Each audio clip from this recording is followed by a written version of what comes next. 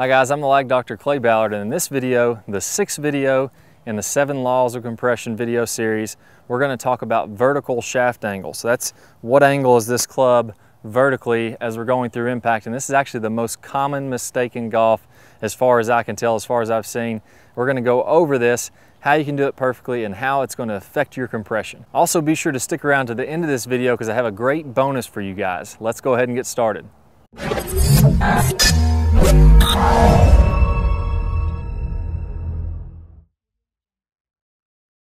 All right, so vertical shaft lean, and basically what this means is as I'm coming down, my club has a certain lie angle on it, and that means the angle that this club head is tilted downward or upward. But as I'm coming through impact, I want this bottom of this club to be perfectly flush with the ground at impact. That's going to ensure that I get perfect ball contact, and it's not turning the club where it's going to hit the ground toe first or heel first. And it's also keeping the club face pointing directly toward the target.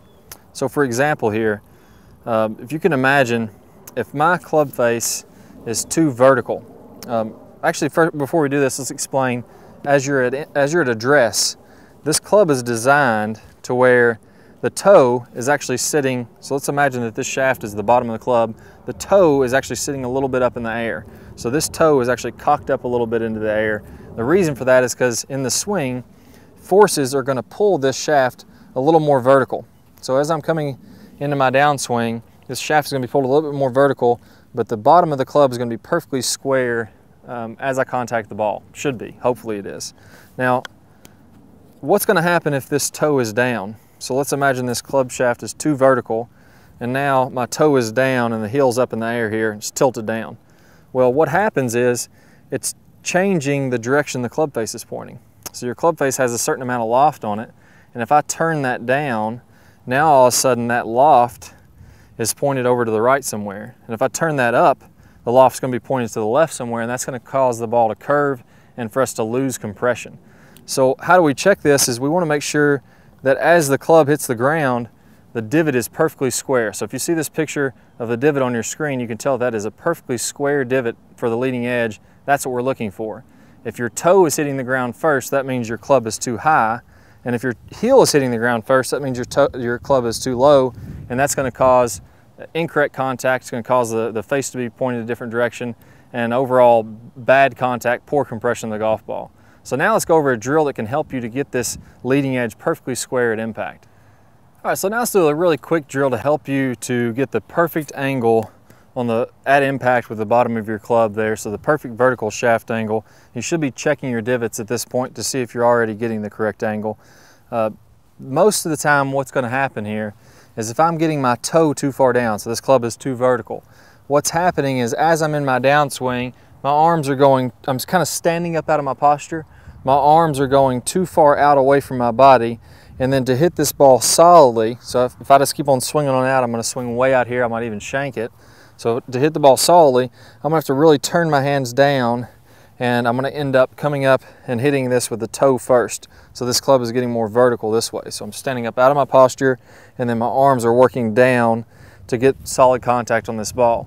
So what I want you to do for this is, as you're making your downswing, be sure that your weight shifts to the center of your ankles. So kind of back here in the center of your ankle, and then I feel like I'm letting myself have room to let my arms work back in front, and now on a much more shallow angle as I'm coming through.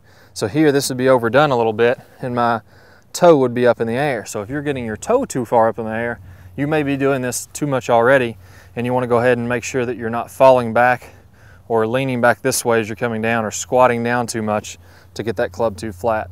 Most of the time I see people with it too vertical though, and again, if you're going to try to flatten that out, make sure that your weight stays centered in your ankles instead of going up on your toes, which is going to make it too vertical. So that's the most common problem I see, is the toe digging down in, and that's the cause of that. So go ahead and make some swings where you start out with some little mini swings here.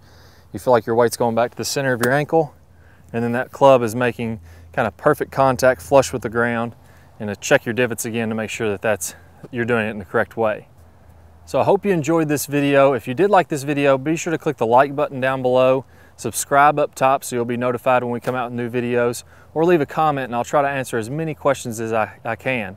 Now, as a bonus to you guys, I'm going to include a video that's going to come up next that's going to go over your posture, and it's called the merry-go-round drill. I'm going to show you the first little bit of this video. If you want to see the entire video, click the link in the bottom right-hand side of your screen. That's going to connect you to where you can sign up for your free membership. You'll be able to see the entire merry-go-round video absolutely free of charge. Plus you'll get about 4 hours of bonus instruction absolutely free of charge also. So you get a lot of free stuff with this. So I'll see you guys soon. Good luck with your golf game and good luck with better compression. A common problem I see in players of all skill levels is the inability to maintain posture in the downswing. Now this can occur for a number of different reasons. Poor swing path, clubs that are too long, standing too far away from the ball at address, or having your weight too far back into your heels at address. But the most common cause that I see are players who tend to push or drive off of their trail foot in the downswing. Now when they do this, it causes the knee and hips to thrust forward towards the ball and the chest to move up and away from the ball in an effort to counterbalance. In the downswing, we always want to see the hips and lower body work back away from the golf ball in order to create space for the hands and the arms. We never want to see the lower body or the hips move toward the golf ball. If that happens, like I showed you before,